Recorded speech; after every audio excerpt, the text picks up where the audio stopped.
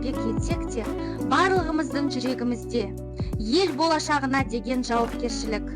Күн сайынғы маңдай терімізбен өндірісті өркендетіп, тәуелсіз Қазақстанның дамуына үлес қосып келеміз.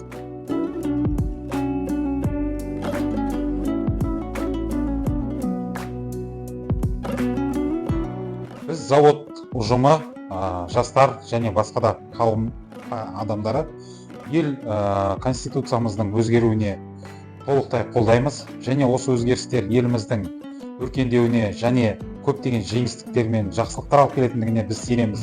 Здравствуйте, меня зовут Арчев Кирилл. Я работаю слесарным сборщиком в цехе номер 3.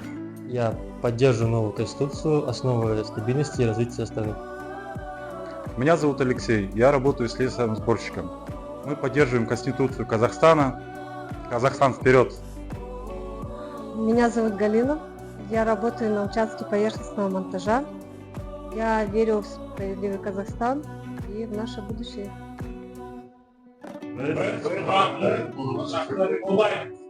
Атам Березка Николай, мен фрезеровщик. Мен заң үстемдігі қолдаймын.